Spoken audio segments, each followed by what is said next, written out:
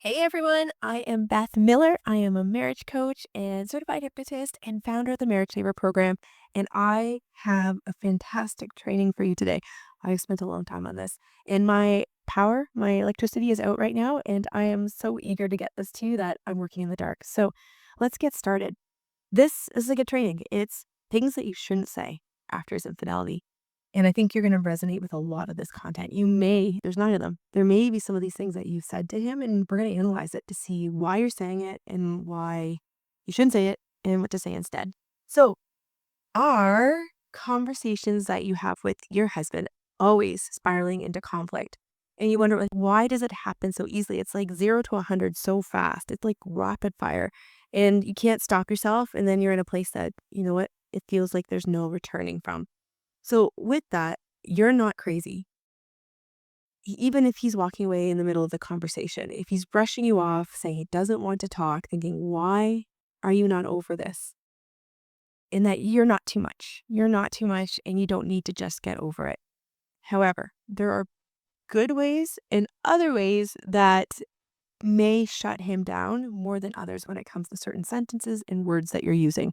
So, can you relate? Can you relate to this being your scenario? Wondering if some of the words you're using are triggering him. And again, I don't want to censor you, but there are certain words that do trigger people to shut down. So, if you're watching this training, it's a strong sentence, but let me share with you 9 things that you should not say after infidelity and when you're feeling triggered. So, after betrayal, every word can feel loaded. You ask a question, he's suddenly defensive. You didn't even mean for it to be defensive. And you share your pain and it turns into a fight. It's like, I didn't, no, that's not what I was doing. They get defensive, right? And you're left thinking, why can't he just understand me? So every word feels loaded, right? The truth is, it's not that you're saying too much or too little. It's often just a matter of the words that you're using. So that's powerful. It's not that you're saying too much or too little. It's just the words that you're using might be at the wrong time. So I'll show you today a bunch of things. I'll show you what to say, what not to say, so that you can change that cycle of going into arguments. The defensiveness and him shutting down so that you can really, really start to get answers if you need those answers, or surrender the answers, surrender the whys, and instead talk about how to rebuild connection and build trust. So, with that, I have a ton of notes. So, you're going to see me keep looking down, but I want to make sure I address all of this stuff. So, I do know you're going through a lot. That's why you're here. You're probably combing the internet, looking at every video, every post. I'm sure your Google feed, your Instagram, like everything is just infidelity, because you're looking, right? You're trying to find what's going to help.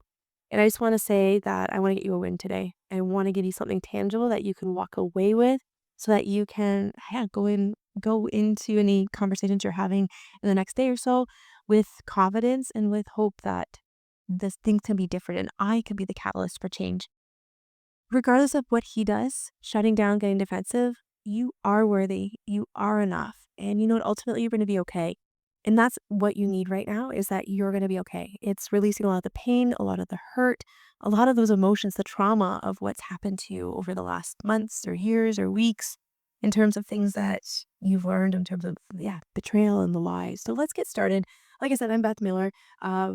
You may have seen a video on me, and this might be your first one. And if you would like, we're happy to connect with you. Just send us the word chat in a DM or in the comments below, and we'll check in with you and see what are you struggling with most.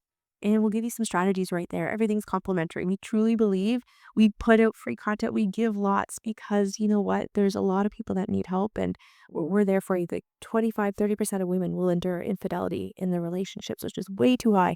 So we're here for you. We've got your back. Also, one thing I could ask you, if you are on YouTube, hit subscribe or like. What it does is it just shows YouTube, the algorithm, that you know what, this is content that's worth watching, and then it gets it out to other women that are going through what you're going through, and we all know how lonely this experience can be. And oh, if you're on YouTube, also you can join our Facebook group. It's a betrayal support group for women who want to save their marriages, or at least don't want to give up. They're still open to saving their marriages. Okay, so back to the topic.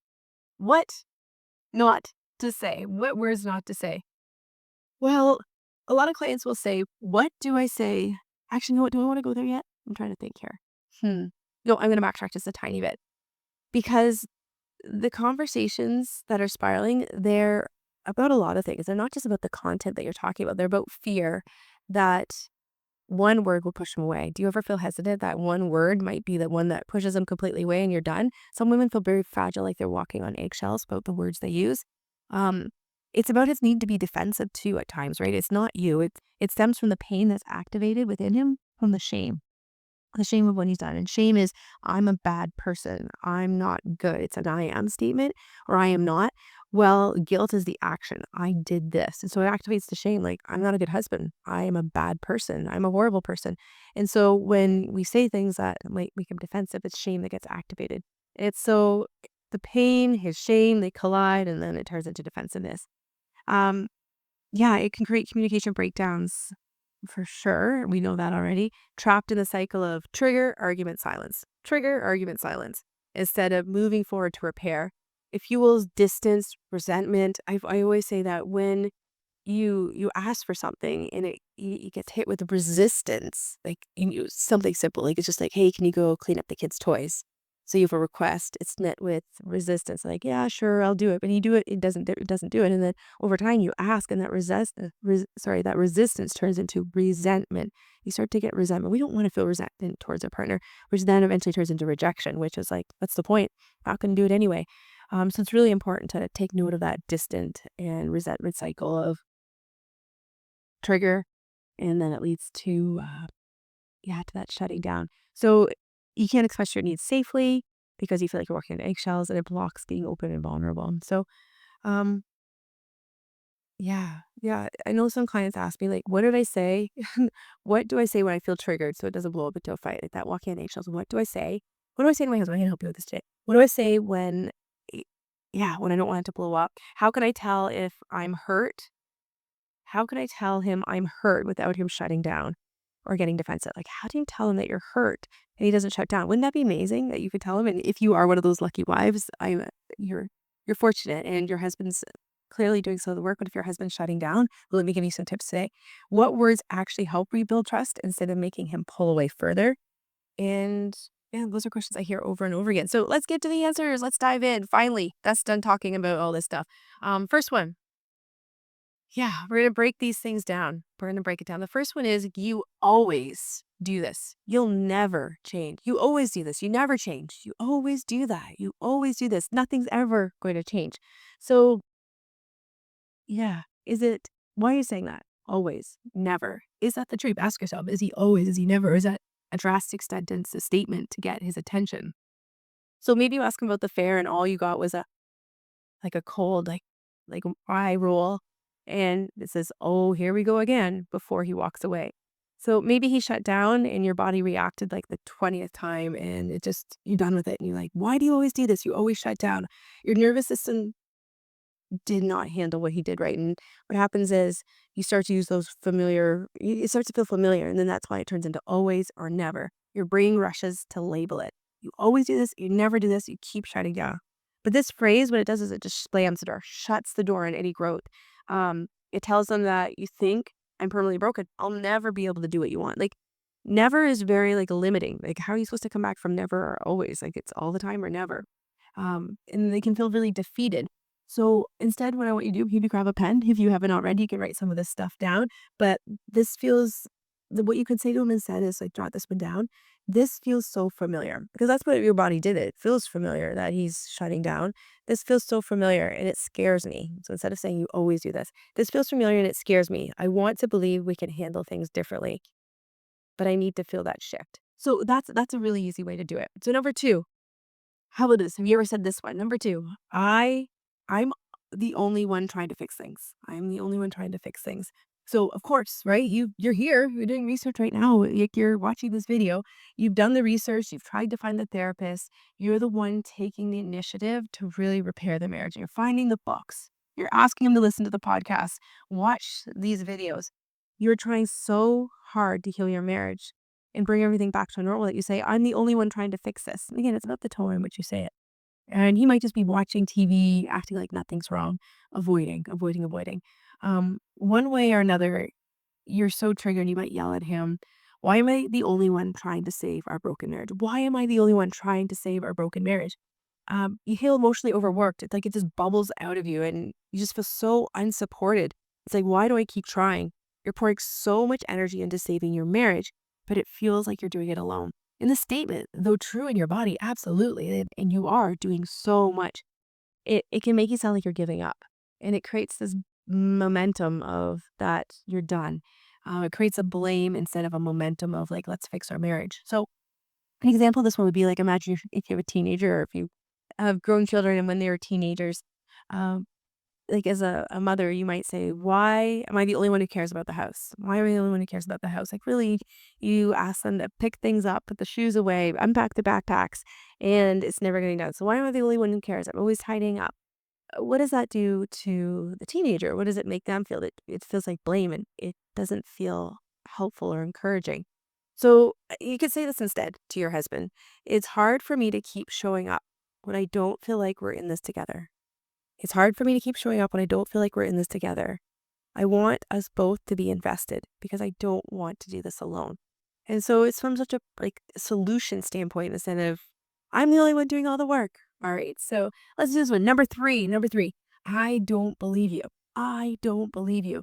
Your words don't match your actions. And I was talking to a client this morning about that. She actually said like his words don't match his actions. Um, yeah. And he might say, I've changed or I'm trying. What do you need from me? So again, your body says otherwise. Like it's looking, it's hearing the mouth move, it's seeing no action, or it's very little, or the action might be the wrong action. I did a great interview this morning with a client that she's saying her husband, you can listen to it, it'll be out in the next, you'll probably see it in this feed in the next little while.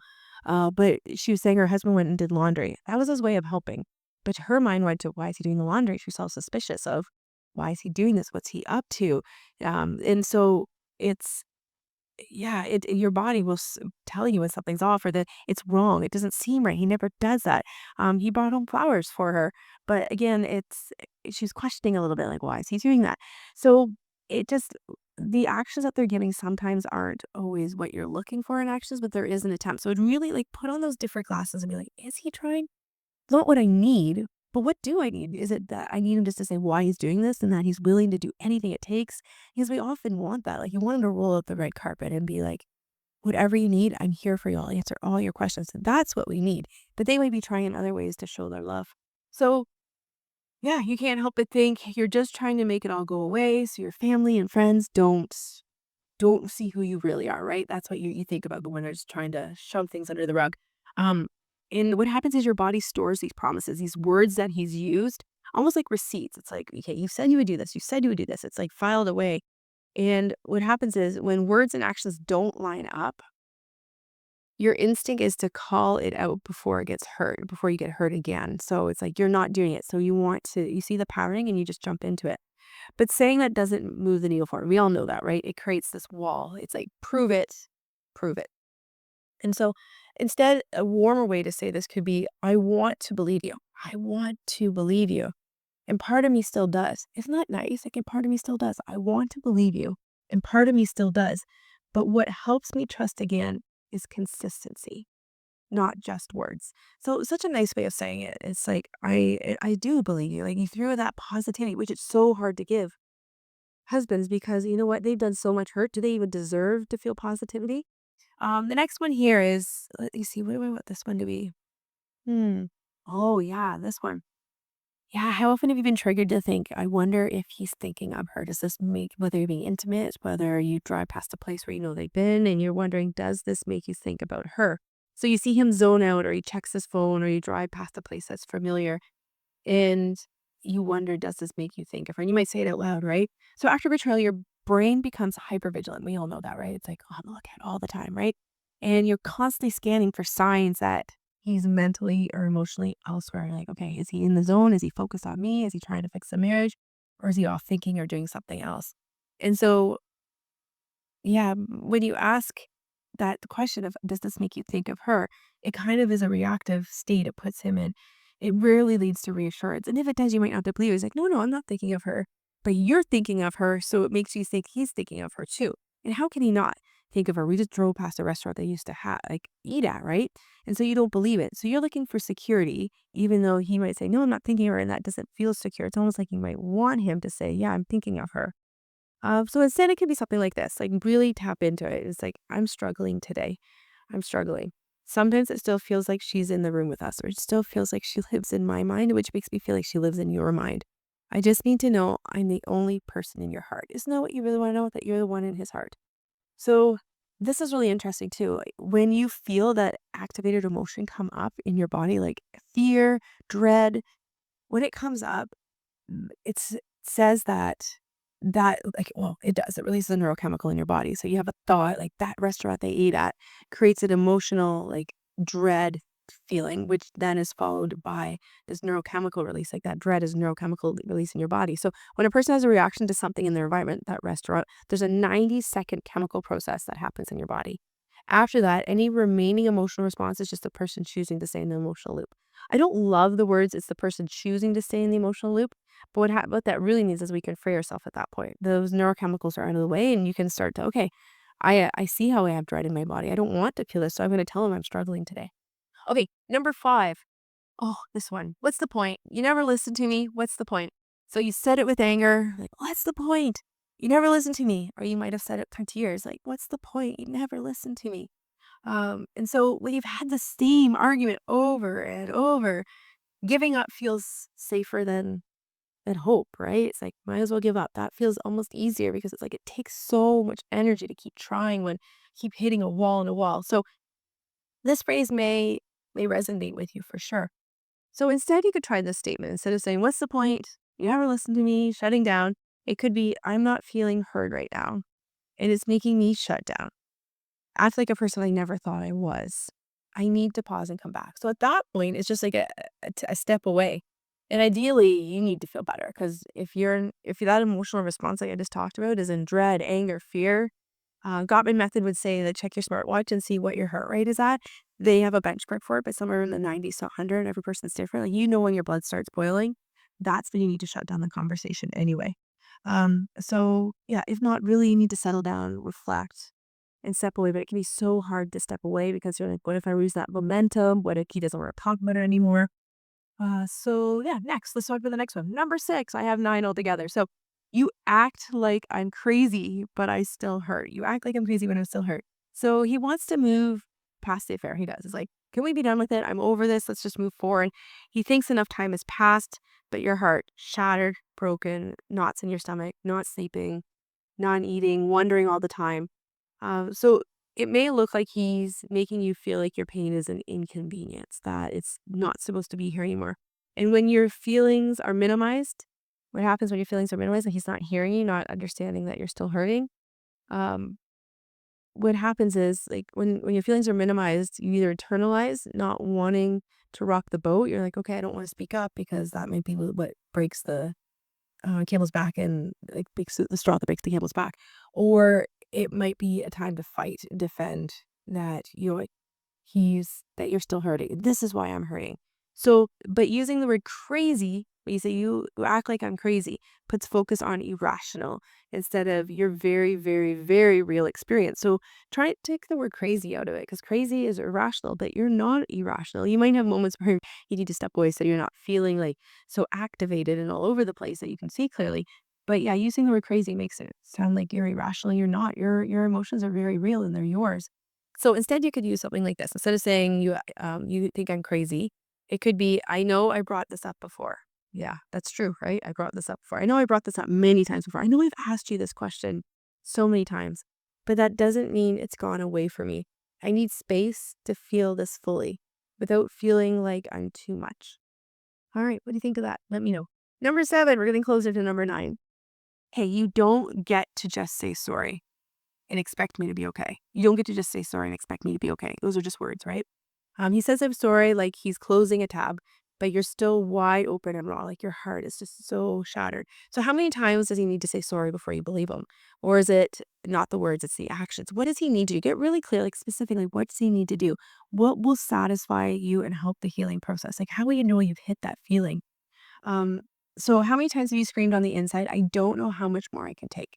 And he's already turned and walked away. Like, it feels unfair. It looks so easy for him. Where are the consequences? Why are you hurting so much when he's done this to you? But here's the thing. Many men were never taught how to sit with an emotion. They're never taught how to sit with an emotion, especially someone else's. They can't even sit with their own. How are they supposed to sit with yours? So they risk sorry, they risk not being in touch with themselves, but they were raised to fix and not dwell, like logically fix. And you know what? Logically, if we stop talking about this, it'll be gone. Um, so when they say sorry, they think they've done the right thing. Sorry. And now it's time to move forward. Not because they don't care, but because they don't know how to stay in that discomfort um, without feeling potentially like a failure. Like, remember I talked about shame and guilt? Shame is I am a failure. I'm a failure as a husband. I failed my family. I am a disappointment. I am a bad person. That's where they go, is that place of shame. And that's something that they do need to face. We don't need to coddle them, but it needs to come up. They need to address that so that they can be open and learn to sit in someone else's feelings and sit in their own. Okay, so meanwhile, you don't want another quick apology, right? You don't want that quick apology. You want his presence. You want to feel like he actually gets the impact of what he's done. Like he fully understands. That's why I ask you, like, how will you know that he feels what you're feeling? You want to feel like it's not just checking off a box, showing I'm sorry. You want to hear him, like, I'm here for you. I see your wound. I won't abandon you again. I know, if only you could like write this script for your husband to say to you and get him to say it over and over again until he learns it. But he doesn't have the skills until he needs to figure out who this version was of him, like this false identity, this person he's been, but really inside there's someone else in there, and he needs to open up to that person, that part of him that's vulnerable, that's hurting too, instead of just pushing it all down. Um, okay, so instead of pushing him out when he just gives an ingenuine apology, what you can do is invite him in. Invite him in and say, I hear your apology. Okay. So facts. He just apologized. So I hear your apology. What helps me feel safe again is seeing how you're making this right, not just words. And it's like, I hear your body. You hear them. It's like I like a positive, negative, positive sandwich. Inside to put the meat, which is the criticism, if you want, the constructive criticism. Outside, it's positive. So I hear your apology. What I need is this. Thank you for apologizing. Or can you do this? Number 8, who is the strong one? I hate you. You don't mean it, but you do in that moment. You totally hate what he's saying, but I hate you. And we're all different parts. Like we have lovable parts, all kinds of parts of us, but we have these other parts that are defensive, and he might be showing up as a defensive part. And so you're saying, I hate you, but it's the defensive part of him you hate. It's not the loving part of him or the remorseful part of him or the good father part of him. It's the I hate you, which is the defensive part of him, or the part of him that's weak and steps outside and is vulnerable to someone else's attention. So you don't mean it, but you say it when you're drowning in an emotion. When the hurt runs so deep and the discomfort and that disconnection too, it just feels unbearable. Your brain just throws a grenade. I hate you. Hoping the explosion will actually get a reaction out of him. Like you just throw it, I hate you like a grenade, hoping it'll get him to finally react. But I hate you. What it does is this is really damaging. What it does is it slices through the roots of your connection between two, that cords of love. It weakens them. It creates wounds that are really hard to heal. Even it can be, yeah, it's a hurtful one. So if you've said it, it can be repaired. But even if you apologize afterwards, there definitely could be some mending that needs to be done. Or they might be like, you're right, I am a person that no one loves, that is worthy of hate. So right now you could say something like, I feel really overwhelmed and anger and disconnected. It's not that I hate you, it's the distance between us that hurts so much. So you could tell them that it's the distance between us that hurts so much. Last one, number 9. You ready for it? Number 9. And then I have a little thing for you at the end if you want to hear it, a little gift for you. I can't keep doing this. I'm exhausted. How many times have you said that, like, every day? Do you feel like that's every day? You're crying alone in the bathroom. I can't do this anymore. I'm exhausted. Sleepless nights. You couldn't even enjoy your kids because you're just too exhausted to function. Your head's everywhere but where you want it to be. It's not a threat. I can't keep doing this. It's just a warning signal. Like, I can't. It's where you're at. You're emotionally drained. Your body's saying something has to change. I'm not okay. But when it's said in the heat of the moment, I can't keep doing this, it sounds like an ultimatum. It's an ultimatum. But instead, it could be simply like, I'm overwhelmed. I'm exhausted. I'm running on empty.